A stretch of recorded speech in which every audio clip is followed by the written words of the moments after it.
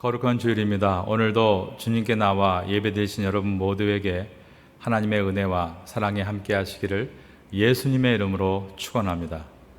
예레미야서의 주제를 한 절로 표현한 말씀이 예레미야 1장 10절 말씀입니다. 보라, 내가 오늘 너를 여러 나라와 여러 왕국 위에 세워 내가 그것들을 뽑고 파괴하며 파멸하고 넘어뜨리며 건설하고 심게 하였느니라 하리니, 하나님은 당신의 백성들을 회복시키기를 원하시는데 그 방법은 먼저 뽑아야 할 것을 뽑고 그 다음에 심어야 할 것을 심는 것이라고 하셨습니다. 그리고 뽑은 것은 심는 것보다 더 중요함을 강조하기 위해서 뽑는다는 표현을 뽑고 파괴하며 파멸하고 넘어뜨리고 네 가지로 표현했고, 심는 것을 건설하고 심게 하였느니라 두 가지로 표현했습니다. 예레미야 선지자는 유다의 16대 왕 요시야 왕 때부터 유다의 20대 왕 마지막 왕인 시드기야 때까지 하나님의 이러한 뜻을 전하는 선지자로 활동했습니다. 엄밀히 말하면 16대 왕 요시야, 17대 왕 여호아하스, 18대 왕 여호야김, 19대 왕 여호야긴, 그리고 20대 왕 시드기야 때까지입니다. 약 40년 동안 선지자로서 백성들의 마음에 자리 잡은 욕심과 음욕과 교만과 우상 숭배를 뽑고 파괴하고 파멸하며 넘어뜨리게 만드는 일을 했고, 하나님의 뜻과 거룩을 건설하고 심게 하는 일을 힘썼습니다. 그리고 유다 나라가 바벨론에 멸망한 후에도 그는 이스라엘 백성이 애굽으로 내려갈 때 함께 그곳으로 가서 그곳에서도 하나님의 뜻을 전하다가 순교했다고 전해집니다. 예레미야서의 메시지는 죄의 결과는 반드시 있다. 그것을 받아들여야 한다. 그리고 그 고난의 시간을 통해서 자신을 돌아보며 뽑고 파괴하고 파멸하고 넘어뜨려야 할 것을 발견해야 한다. 즉 회개할 것을 말씀합니다. 회개, 리펜트는 잘못된 방향에서 돌이키는 것을 말합니다. repent, 회개가 있어야만 recovery, 회복이 있습니다. 그 회개와 회복을 지나가야만 revival, 부흥을 얻게 됩니다. 그러므로 유다 나라는 비록 죄의 결과로 바벨론이라는 나라에 멸망하고 있었지만 바벨론의 압제 기간 동안 자신들이 왜 이런 공경에 빠져 있는가를 돌아보므로 그들 안에 있는 욕심과 음욕과 교만과 우상 숭배를 뽑고 파괴하고 파멸하고 넘어뜨리는 시간을 가짐으로 회개하여 다시 회복됨으로 부흥하는 리펜트와 리커버리와 리바이벌의 시간이 되어야 했던 것입니다. 그렇다면 유대 백성들은 그런 길을 향해 나아갔는가? 안타깝게도 예레미야서는 나라가 망했음에도 하나님의 뜻을 헤아리기보다 자신의 뜻을 세우려 하는 잘못된 유다의 모습을 적나라하게 보여줍니다. 특별히 유다에 나타났던 세 명의 지도자들을 통해서 유다 백성들의 민낯을 보여주는데, 첫째로 40장에 나오는 그데라와 41장에 나오는 이스마엘과 그리고 오늘 본문인 42장에 나오는 요하난이란 인물입니다. 그데라는 멸망한 유다 나라의 총독으로 바벨론이 세운 인물이었습니다. 나름대로 나라를 재건하기 위해 백성들을 규합하고 급하게 씨앗과 모종을 심어서 추수를 일궈낸 인물입니다. 그러나 하나님의 뜻은 무너진 환경에서 좀 더 나은 환경으로 옮겨지는 것에 있는 것이 아니라 무너짐 속에서 자신의 문제를 발견하고 속사람이 새롭게 되는 마음의 추수를 원하셨습니다. 그러나 지도자 그데라는 중요한 것을 뒤로한 채 급한 것에만 집중합니다. 그러므로 급한 일들, 민생 문제와 환경의 개선은 이루어지고 있었지만 영적으로 병든 것은 여전히 남아 있었고, 그는 분별력을 갖추지 못해서 얼마 후에 이스마엘이라는 자에게 살해를 당합니다. 살해당하기 전에 하나님은 누군가를 보내서 그에게 이 일들이 있을 것이라고 미리 권고하셨지만 그데라는 그것을 마음에 두지를 않았다라고 되어 있습니다. 이것은 그데라가 기도하는 사람이 아니었다는 또 다른 표현입니다. 분별력은 기도할 때 하나님께서 주시는 것입니다. 우리는 하루에도 수십 가지의 결정을 해야 하는 길에 놓여 있습니다. 그때 필요한 것이 분별력입니다. 그것을 얻기 위해서는 먼저 하나님 앞에 엎드려 기도하고 기도를 통하여 나의 갈 길을 주 앞에 물을 때에만 우린 분별력을 얻게 되는 것입니다. 하나님, 저는 분별력이 부족합니다. 어떤 길을 선택해야 될지 모르겠습니다. 인간의 욕심으로 나의 길을 보지 않게 하시고 하나님의 뜻을 밝히 내 앞에 보여주시옵소서라고 기도해야 하는 것입니다. 그럴 때 하나님은 우리가 가야 될 길이 무엇인지를 보게 하시고 대부분의 경우 그 길은 좁은 길이고 편법이 아닌 정직한 길이고 의의 길이나 그런 길 속에서 하나님 앞에 기도하며 우리에게 주시는 은혜와 감동을 통해서 인내하고 걸어가면 마침내 놀라운 열매를 얻게 되는 것입니다. 하지만 기도하지 않으면 우리는 그대로와 같은 결정을 하게 될 것입니다. 늘 급한 것만 따라다니고 중요한 것을 마음에 두지 않으므로 우리는 그 길에서 결국 실패를 맛보게 되는 것입니다. 사랑하는 여러분, 코로나 시기에 급한 것은 당장 이번 달이 아닙니다. 코로나 시기에 중요한 것은 다시금 내가 하나님 앞에서 기도자로 서서 주의 길을 그분께 묻는 것입니다. 왜냐하면 하나님은 우리의 지난달도 이번 달도 그리고 다음 달도 주관하시는 전능하신 분이시기 때문입니다. 그러기에 우리는 그 주님 앞에 나아가서 지금 급박하게 돌아가고 있는 현실을 다 내어드리고 주님께 지혜를 구해야 합니다. 바로 이것을 우리가 기도라고 하는 것입니다. 기도는 소리 없는 조용한 기도도 있고 소리를 높이는 부르짖는 기도도 있으며 온몸이 부서지도록 힘써 외치는 야곱의 기도, 한나의 기도도 있습니다. 어떠한 기도이건 우리 주님은 우리의 기도를 기뻐하시고 우리의 간절한 기도에 응답하십니다. 여러분 모두가 어려운 이 시간들 속에서 그대라와 같이 급한 것만을 바라보다가 분별력을 잃어버리는 사람이 아니라 주님 앞에 나와 드리는 기도를 통해서 중요한 것을 얻을 수 있는 분별력을 얻는 성도가 될 수 있기를 예수님의 이름으로 축원합니다. 예레미야 40장의 그달에 이어서 예레미야 41장은 잘못된 지도자 이스마엘을 소개합니다. 그는 유다 지파의 한 사람이었습니다. 즉 왕족이었던 것이죠. 그러므로 유다를 다시 이끌 사람은 그다랴가 아니라 바로 나 이스마엘이라고 생각했습니다. 그래서 그다랴를 암살할 계획을 세우고 10명의 부하들과 함께 그다랴를 찾아가서 함께 식사하는 자리에서 그를 죽입니다. 얼마나 철저하게 준비했는지 이틀이 지나는 동안 어느 누구도 그다랴의 죽음을 몰랐습니다. 그때 마침 77절을 맞아 북쪽에 있는 성지 순례객들이 몰려들고 있었고 그들은 예루살렘이 이미 무너졌다는 소식을 접했기 때문에 슬픔에 동참하기 위해 찢어진 옷을 입고 몸에 피를 바르고 제물에 쓸 양과 염소를 이끌고 찾아오고 있는 그런 진실한 성도들이었습니다. 그런데 이스마엘은 그들 앞에서 연기를 합니다. 눈물을 뚝뚝 흘리며 성도인 것처럼 행동했던 것입니다. 그리고 자기가 이미 죽인 그다랴에게 인사를 드리러 가자고 그들을 유인한 후에 70명을 한꺼번에 죽여 구덩이에 숨겼습니다. 그가 왜 이런 잔인한 일을 하고 있는가? 모든 것을 자기 중심적으로 생각하고 있기 때문입니다. 내가 다윗의 후손이기 때문에 지도자는 내가 되어야 하고 내가 가려는 앞길에 모든 걸림돌은 없어져야 하고 모든 사람은 내가 밟고 지나가는 디딤돌일 뿐이다.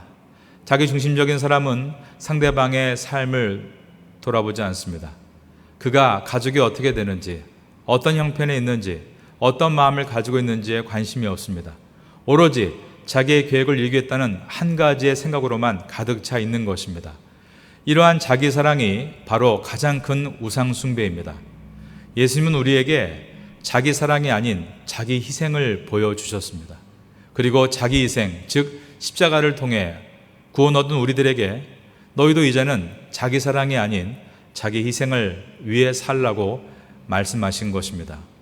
예수 그리스도의 십자가의 보혈로 칭의를 받은 성도는 이 땅을 살아가는 동안 이루어야 할 성화가 자기 사랑을 부인하고 자기 희생을 이루어야 가는 시간임을 알아가는 것입니다. 갚을 수 없는 1만 달란트의 사랑을 받았으니 이제는 그 사랑을 실천해야 하는 것입니다. 그러므로 그리스도께 사랑을 받은 그리스도인의 사랑은 자랑할 수 없고 드러낼 수 없습니다.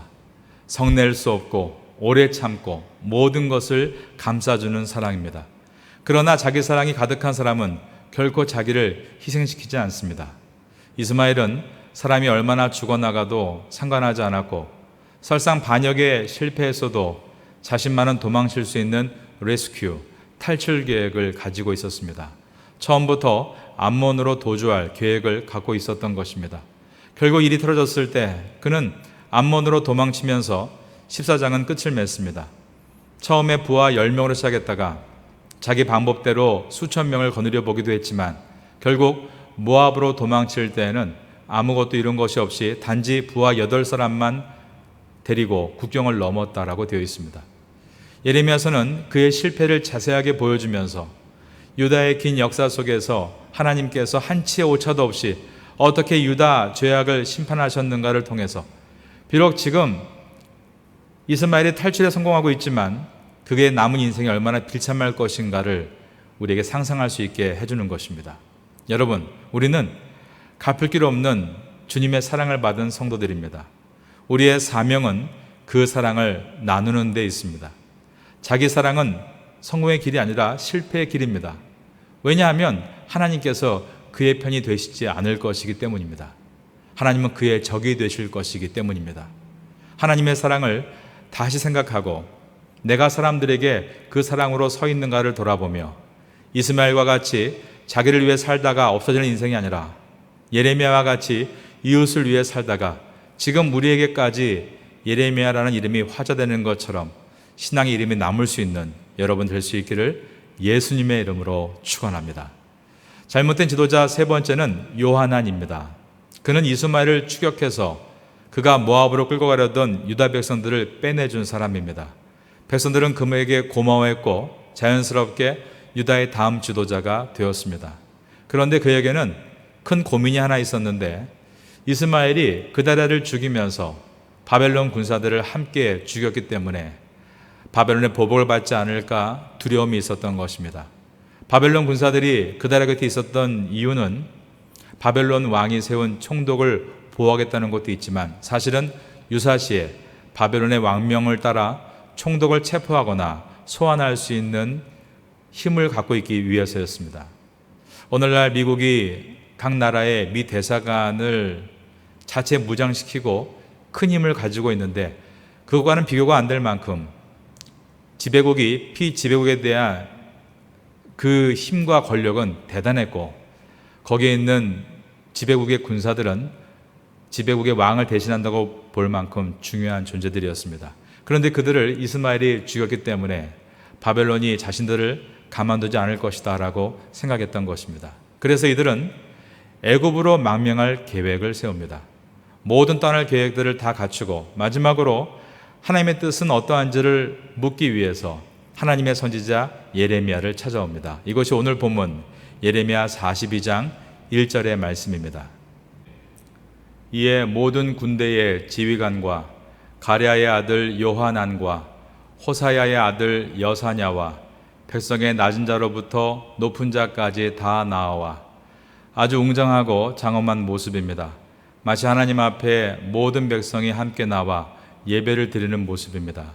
그들은 예레미야 앞으로 나와 자신들의 처지를 알리고 자신들은 갈 길도 해야 할 일도 알지 못하니 주님께서 친히 알려주시도록 주님께 물어봐 달라고 부탁했습니다.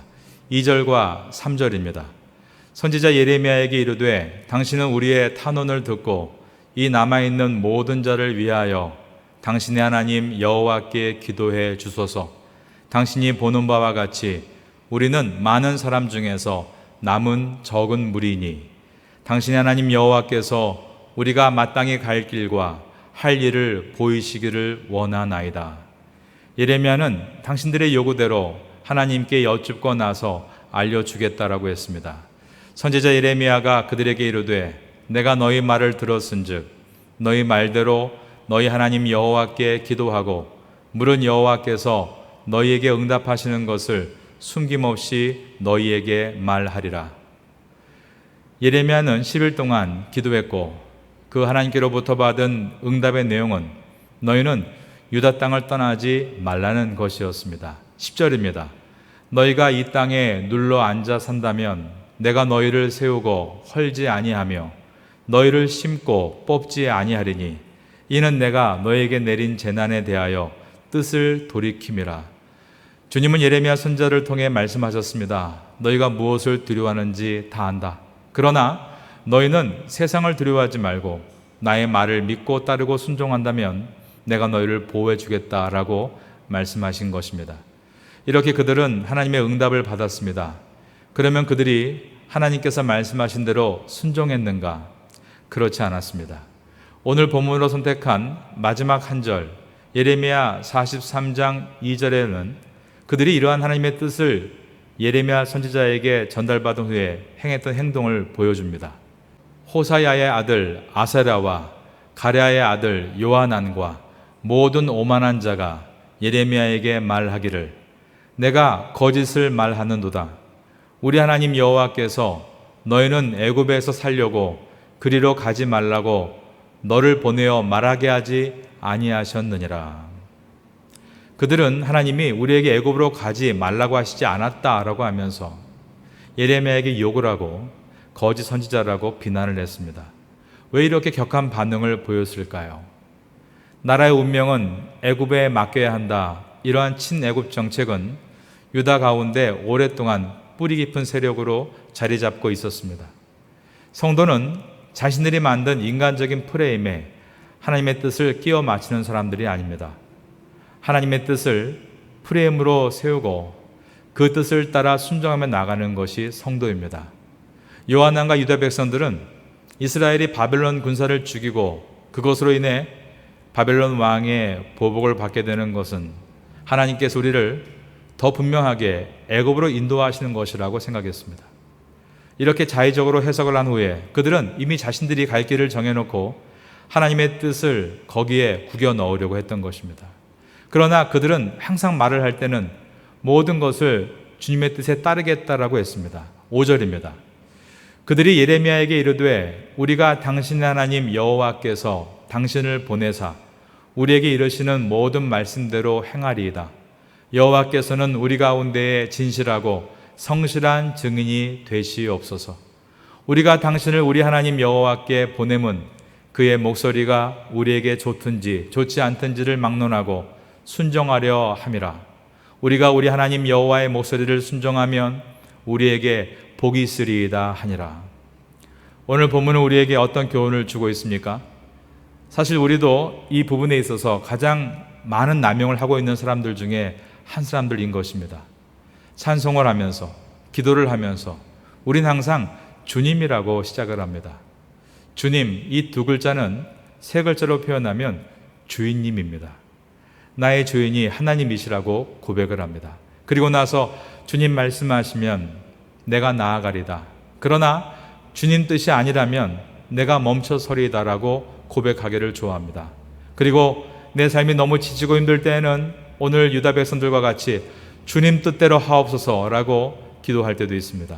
하지만 조금 상황이 나아지거나 내가 하고 싶은 일이 생기면 그런 기도와 찬양이 무색해질 만큼 우리는 내 마음대로 길을 정하고 내 마음대로 시간을 쓰며 내 마음대로 물질을 허비하는 것입니다. 그데라와 같이 아예 기도하지 않아 분별력이 없는 것도 또는 이스마엘과 같이 완전히 자기 사랑에 가득해서 다른 이들을 아프게 하는 것도 문제이지만 요한왕과 같이 우리가 예배자로 주님께 나와 아무리 예배를 드려도 자기 사랑이 아닌 자기 희생을 하라고 아무리 말씀을 들어도 처음부터 내 계획을 따라 프레임을 짜놓고 하나님의 뜻을 향해서 한 발자국도 움직이려 하지 않는다면 그것이 더 큰 중병이라는 것을 오늘 본문은 보여주고 있는 것입니다. 하나님께서는 하나님의 백성을 사랑하십니다. 하나님은 이스라엘 백성들을 팔레스틴이라고 부르는 가나안 땅에 정착하게 하셨습니다. 팔레스타인은 예나 지금이나 유럽과 아프리카와 아시아가 만나는 접경지대로서 수많은 사람들이 오고 가는 길목입니다. 신학자 박윤선 박사님은 말하기를 콤파스를 예루살렘에 꽂고 원을 그려보라. 그것이 모든 세계의 중앙에 있는 땅임을 보게 될 것이다 라고 했습니다. 하나님은 그곳에 이스라엘 백성들이 세상에 많은 위기가 닥칠 때 하나님의 백성은 어떻게 살아야 하고 어떻게 승리하는가를 보여주기를 원하셨습니다. 사랑하는 여러분, 우리는 파타야 선교교회가 파타야와 시라차와 라용의 중앙에 있는 것을 잘 알고 있습니다. 이제 앞으로 이전하게 될 새 성전에 마음으로 콤파스를 꽂고 한 바퀴를 돌려보십시오. 정말 이제 파타야와 라용과 시라차의 정중앙에 위치한 것을 확인하게 될 것입니다. 하나님은 이곳에서 하나님의 백성들이 오늘날과 같은 많은 위기가 닥칠 때 하나님의 백성은 어떻게 살아야 되고 또 어떻게 승리해야 되는 것을 보여주시기 위해 교회를 세우셨습니다. 그러므로 우리에게 정말 중요한 일은 이스라엘 백성들에게 그때 가장 중요했던 일이 하나님 앞에 자신을 바르게 세우는 일이었던 것처럼 우리에게 가장 중요한 일도 하나님 앞에 나를 세우는 일임을 기억해야 하는 것입니다. 바르게 세운다는 것은 첫째가 예배 드리는 것입니다. 그러나 그것으로 충분하지 않습니다. 둘째가 말씀을 청종하는 것입니다. 그러나 그것으로도 충분하지 않습니다. 셋째로 말씀에 순종해야 하는 것입니다. 과거 이스라엘 땅에 사는 하나님의 백성들은 완벽하진 않았습니다. 하지만 그들은 완벽하지 않아 죄를 지을 때도 있었지만 하나님 말씀이 임했을 때 그들은 가슴 아파했고 회개했고 그럴 때 하나님께서는 불가능한 상황 속에서도 그들을 회복시켜 주셨습니다. 대표적인 인물이 다윗입니다. 그는 삶에 평안이 올 때 평안을 편안함으로 변질시켰고 나태해졌고 성적 범죄를 저질렀고 잘못을 무마하기 위해서 살인 교사의 죄까지 저질렀지만 아무리 우리의 죄가 주홍 같을지라도 진홍같이 붉을지라도 회개하면 주님께서 다 용서해 주신다 그 약속과 같이 하나님께서 다윗에게 선지자를 보내시고 그의 죄를 고발하실 때 그는 마음 아파하고 자신의 죄를 회개하고 회복을 얻을 수 있었습니다. 예수님께서도 가늠하다가 현장에 잡힌 여인을 잠시 후에 수백 개의 돌들이 날아와 죽을 수밖에 없는 여인을 보호하시면서 이 두 장면은 하나님은 누구든지 용서하실 수 있고 오직 자신의 문제를 있는 그대로 드러내고 회개할 때만이 회복될 수 있음을 보여주신 사건들이었습니다. 우리 이 땅에 살면서 고난을 당합니다. 고난을 통해 얻을 수 있는 최고의 추수는 무엇입니까? 내가 누구인지를 발견하는 것입니다. 편안함 속에 미처 몰랐던 내 속에 숨겨진 그데라와 같은 영적으로 무뎌진 나와 이스마엘과 같은 자기 사랑으로 가득 찬 나와 요하난과 같은 입으로만 주를 따르겠다고 말할 뿐 늘 자신이 가고 싶은 길을 가는 나를 발견하는 것이 고통을 통해 얻는 최고의 수확인 것입니다. 고난이 없으면 발견될 수 없는 죄를 발견할 수 있다면 그 고난은 유익이 될 것이고 이 죄를 돌이킬 수 있다면 그 고난은 큰 축복을 얻는 최고의 수확이 될 것이기 때문입니다. 여러분 모두가 그러한 최고의 수확을 얻는 성도가 될 수 있기를 마지막으로 예수님의 이름으로 축원합니다.